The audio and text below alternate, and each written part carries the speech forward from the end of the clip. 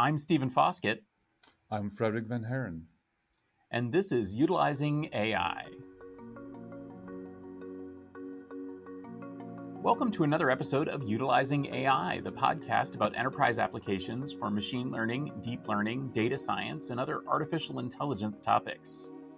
In the past, we've gone through a lot of different things here on Utilizing AI, and now to wrap up our third season before our AI Field Day event, I wanted to take a moment and just look back at season three. Frederick, it's been a long season. We've had a lot of episodes recorded and shared. What do you make of it? I really like it. Like you said, we had many sessions, but the reality is, I do like the variety. We talked about hardware, we talked about methodologies, DevOps, data ops. We talked about bias, all kinds of bias, religious, marketing, and we even had the state of AI and the enterprise by Manoj, who works for Deloitte, which gave us a great view on where the enterprise is. So, like I said, I really do like the variety, and I find it really difficult to find one or two sessions that really stuck out because they were all quite good. Yeah, I agree. I love the curveball sessions that we do, like the religious and ethical aspects of AI with Leon Adato. That one was absolutely amazing. I even, kind of thinking back as well, we had some really interesting discussions about the future of work and impact of AI on the third world. Things like that that you might not come to think about here in an enterprise setting, but we all have to think about those things, don't we? Right, we do. Yeah, and it's important. I think, I mean, that's the whole point of AI. It's about learning and learning new things, and that's also one of the reasons, on the side where I like to travel because that's where you learn new things, right? And by having those great sessions, we kind of better understand where AI is going and what AI can do for us, and also what AI will do for us that we don't want it to do. Exactly. And so we talked, for example, about the invisible workers behind the algorithms and the impact of the algorithms. Um, but of course, also a lot of nuts and bolts about how it works. So we talked about data infrastructure, a lot about data. How does that strike you? I mean, I know that you have a background in data science and databases. It seems like data is the key to AI. Right. I mean, once upon a time, you could say that the source code was the IP and that data was kind of just used for testing. Now it's completely flipped around, meaning that the source code is actually all open source. Most of the frameworks are coming from the open source world, but it's the data that's now your IP. So whoever owns the right data and the right amount of data has a foot forward on the competition. And I think that's also one of the reasons that a lot of enterprises are kind of forced into AI because of the competitiveness and that they have data, but if you don't use or consume that data, then it's as if you don't have the data at all.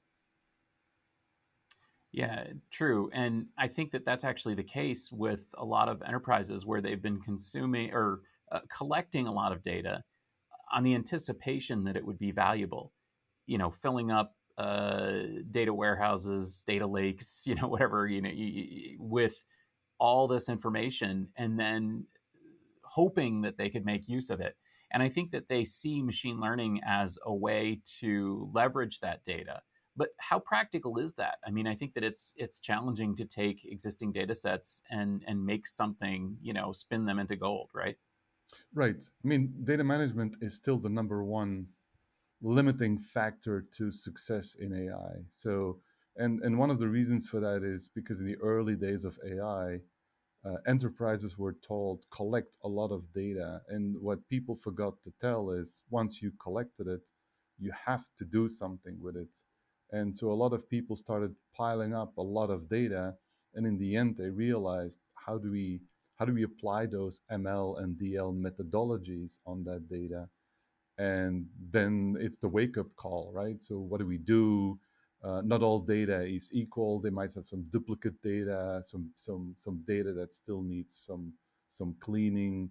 But I think we're getting there. I think with the focus more on data and data management, I do feel that people understand that data is key and that they have to have proper methodologies to handle data. Yeah, absolutely, and that does seem to be the one of the recurring themes that we've had here. Um, Another theme, of course, is sort of the just nuts and bolts aspect with regard to data of sort of where do we store this, how do we store it, how do we make it perform, how do we make it accessible to whether it's for training or inferencing, and a lot of discussion this season focused on those sort of nuts and bolts storage aspects. Right. I think one thing I really learned in season three is that yes, source code is being shared through open source, but also now there are hubs or data hubs for data. And certainly in the last session we had with David Cantor, where he was talking about benchmarking and methodologies to apply the benchmarking, he also said that the open source availability of data and the ability to have data um, ready to benchmark is really key. Yeah, and that was actually one of the highlight episodes for me was talking to him about how we're going to be doing. How do we know um whether things are performing or not? And I think that it was interesting that it was a very pragmatic discussion. It wasn't, oh well, we got that covered. It was much more, yeah, this is a challenge, and this is one of those things that there's a lot of solutions to, um, and we're not sure how we know how things are performing. Right. One of the big challenges is that there's a lot of open source tools that are changing really rapidly, and then there's the new hardware technology. So the amount of possibilities of combinations, if you want, between all of them is very difficult to figure out on your own. And then once somebody figured it out, how do you replicate it? I think one thing I see in the AI world a lot is that a lot of the advancements are the result of repeating what somebody else did. Or maybe repeating is not the right word. Maybe the ability to reproduce somebody else's process. And in order to be able to reproduce it, you need to have some kind of a benchmark to know, how do we, if I can reproduce it, what does it do to my system, and what are the components I need to do to improve? So I do think benchmarking is important from an absolute standpoint, but also from a relative standpoint towards newer technologies and other people in the same market. Yep, absolutely, and not just for sort of shootout reasons, but just to make sure that the solutions that you're getting are going to be performing appropriately. Um, yeah. So another discussion focused around the changing nature of training versus inferencing, whether it was BrainChip talking about training at the edge, whether it was Ben Fan talking about the challenges of finding data sets and integrating those. Or whether it was talking about just basically how are ML tools evolving. How do you see this? I mean, is it still the old paradigm of sort of you train in the back room and then you roll it out into production, or are we going to see a more dynamic push and pull? Well, I think the personalization of AI forces you to kind of combine the training and the inference components in a fast loop. In a fast loop, I mean where you have the ability to react in real time. And so the split concept of training and inference really worked out well when you had zero understanding or very little understanding of the AI problem you were trying to solve. So, for example, for us at speech recognition in the early days, we were really trying to boil the ocean. And the way we did that is to separate the training piece from the inference piece and to collect as much data as we could on the training side and then hopefully come out with a model that then would be able to use for everybody else While in the world today, it's completely different in the sense that there are basic models for speech recognition. So you don't have to reinvent the wheel. What you do have to do is to personalize the AI. And so you do that by taking the existing model and to adapt that model to your own personal experience. So examples of that are automated attendants or assistants, Waze, Amazon, where they kind of start to learn your individual behavior. And I do think that forces the concept of training and inference into a single cycle. Now, that being said, it's not that easy, right? The way you train and the hardware and the technologies and methodologies you use to train data can be significantly different from your inference approach. But I think AI is really evolving, and I think that should be one of the goals is to kind of close the loop on training and inference, and to benefit people more from a personalized version. So another topic that came up quite a lot in season three was hardware. We talked with NVIDIA, we talked with Cerebras, Habana, uh, BrainChip, as I mentioned a moment ago. Um, what's your take on hardware and the changing nature of machine learning? Well, I think one of the challenges is that, well, first of all, it's all about math, right? Well, if I'm simplifying, it's all about math, right? And if you go from billion and trillion parameters, it basically means you have to do a lot of calculations. And so the technology that will survive today is if you can find a shortcut. So even if you can cut off or shave off a few microseconds per calculation, if you multiply that with billions and trillions, that gives you a lot of time saved. And the challenge is that those shortcuts are really different for different types of technologies. For analyzing binary videos or binary audio or text, the methodologies are different. So I do feel there is a need to have different types of hardware that that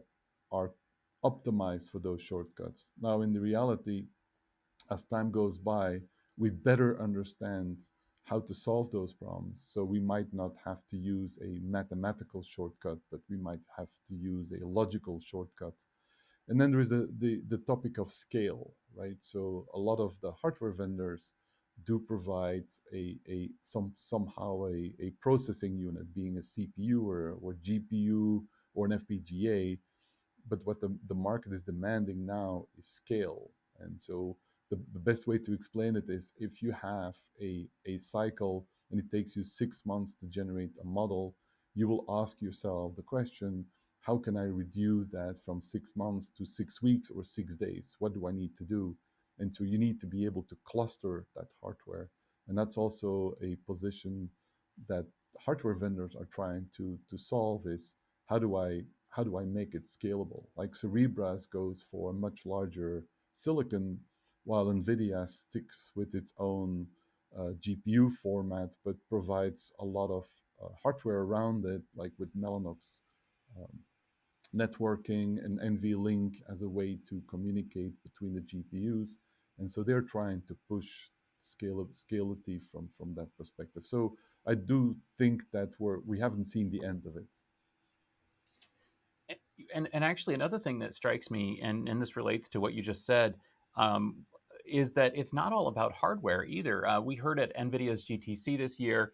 We've certainly heard loud and clear from Intel and from Habana Labs that the APIs and the integration of this hardware into the software ecosystem are actually much more important to getting this stuff in the hands of data scientists and machine learning engineers and application developers. I know that Intel has been doing a great job with their One API, and we've seen a lot of sort of pre-built models, pre-cooked, you know, uh, zoo style offerings where it's all about making this stuff available and easy to use, and sort of getting hiding the complexities of the infrastructure. Like I said, at GTC, NVIDIA pointed out that they have more people working on software than hardware now, which is, I think, a good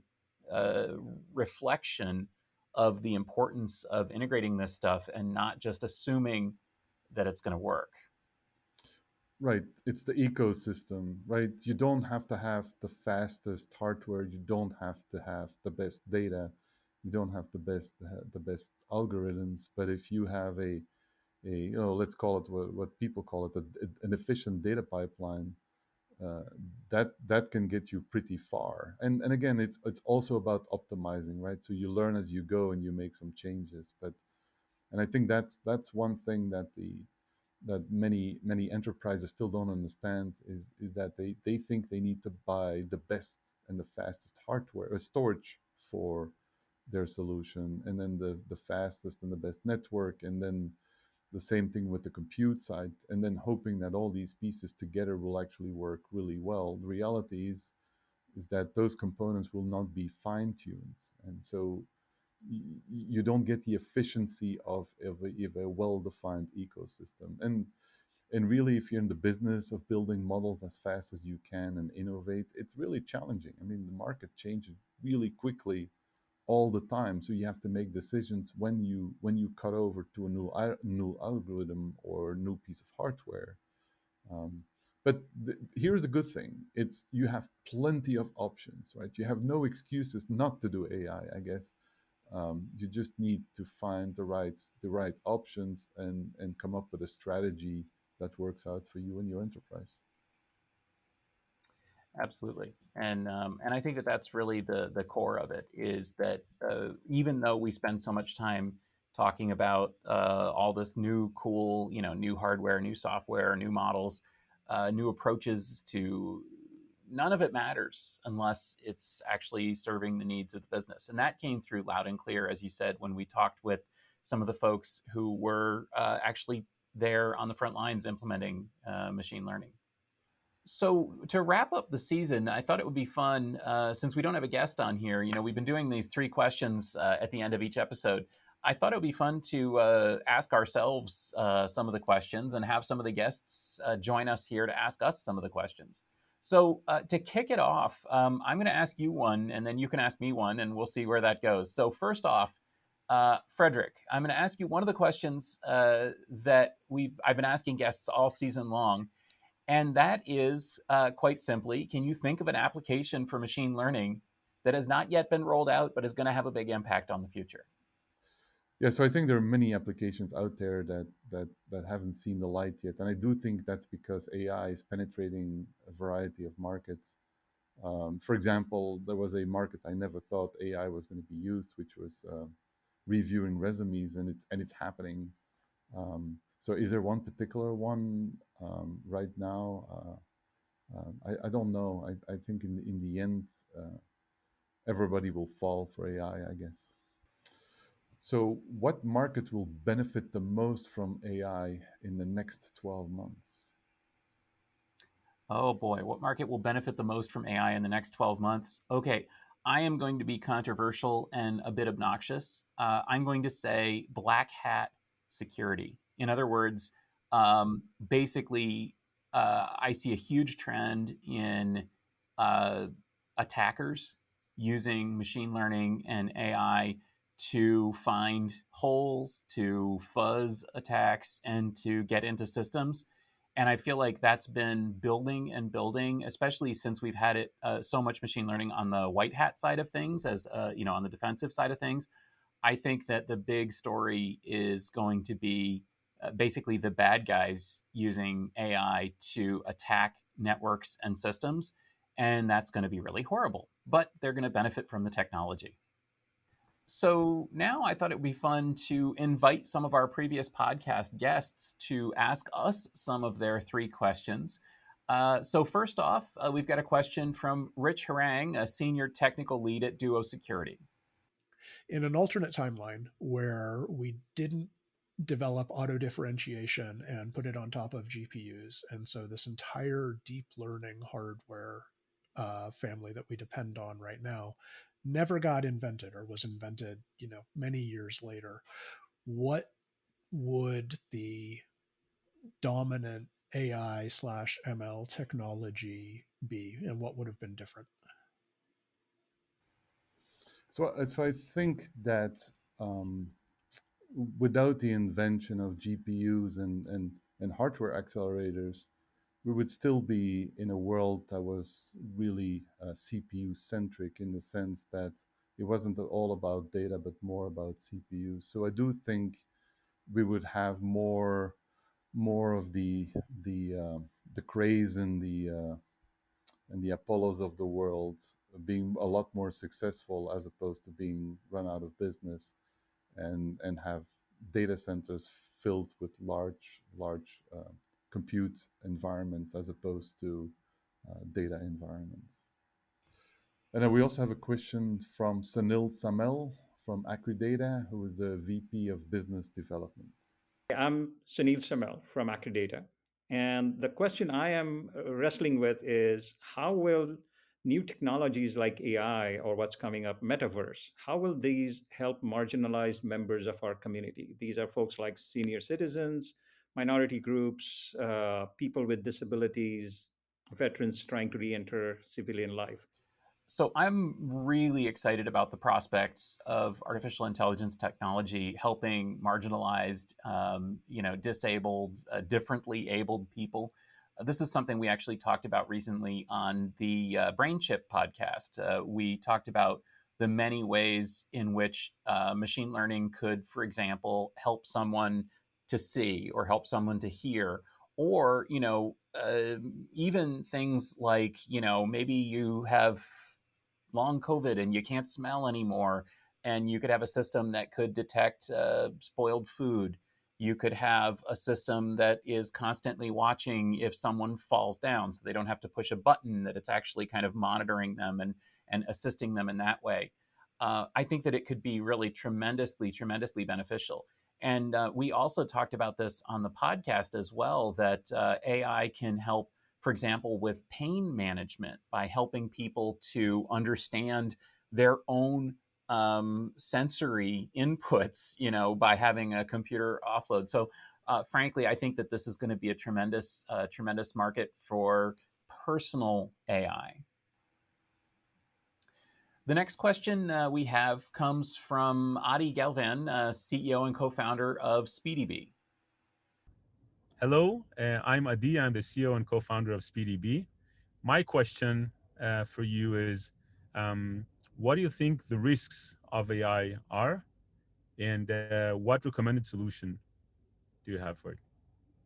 Well, I think the risk is obviously bias, right? I think that would be my number one issue. It's not technology. It's not.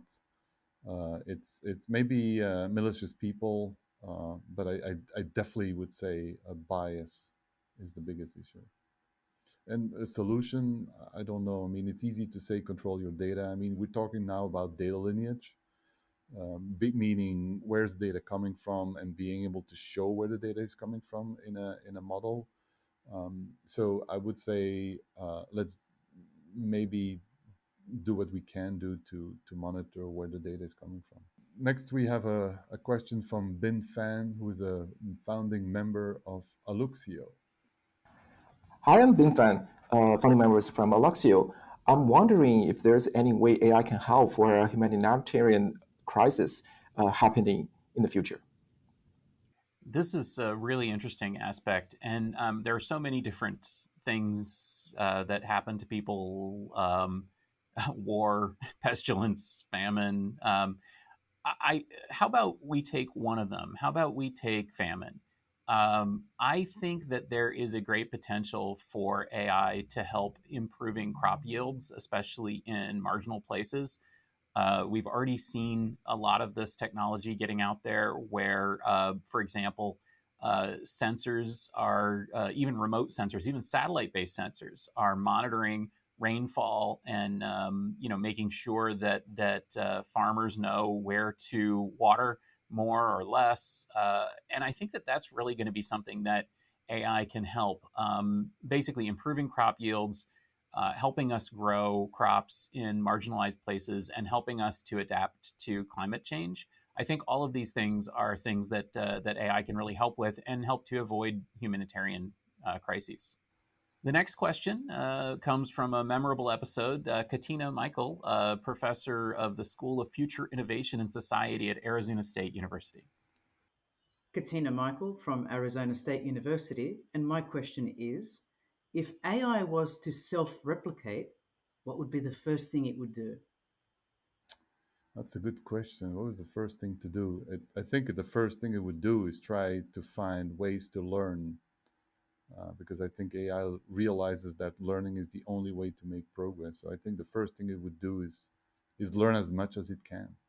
Now the next question we have is from David Cantor, who is the executive director at ML Commons. Hi, this is David Cantor. I'm the executive director of ML Commons. And my one question for you is, what is a problem in the AI world where you are held back by the lack of good, publicly available data? I'm looking forward to hearing the answer. I think it's hard to find an ML problem that's not held back by good publicly available data. Everything from autonomous driving to medical applications, in most cases, either the data sets are incomplete or the data sets are biased through the wrong, limited collection, limited availability, or they're proprietary and hidden. And that's one reason that I so love what companies are doing, like ML Commons, to try to broaden the availability of these data sets. I think that this is one of those things where, you can't have enough good data, and yet we really don't have enough good data. So is it a cop-out to say everywhere? I guess I'm going to say that, everywhere. Well, thanks so much for joining us. This is the wrap-up episode for Season 3 of Utilizing AI. As I mentioned, we've got our AI Field Day event, May 16th through 18th. And if you'd like to be part of that, please reach out.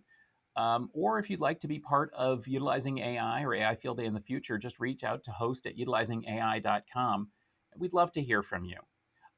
Frederick, before we hop off, where can people follow you and connect with you on Enterprise AI? Well, they can find me on Twitter and LinkedIn as Frederick V. Heron. And as for me, you can find me at techfieldday.com or gestaltit.com. You can find me as well on the Utilizing AI podcast and the Gestalt IT Rundown, which is a weekly news program. All of those are published at gestaltit.com. So thanks for listening to the Utilizing AI podcast this season. If you enjoyed this discussion, please do give us a rating. We're available on most podcast applications as well as on YouTube. This podcast is brought to you by gestaltit.com, your home for IT coverage from across the enterprise. For show notes and more episodes, go to utilizing-ai.com or find us on Twitter at utilizing_AI. Thanks for joining, and we'll see you next time.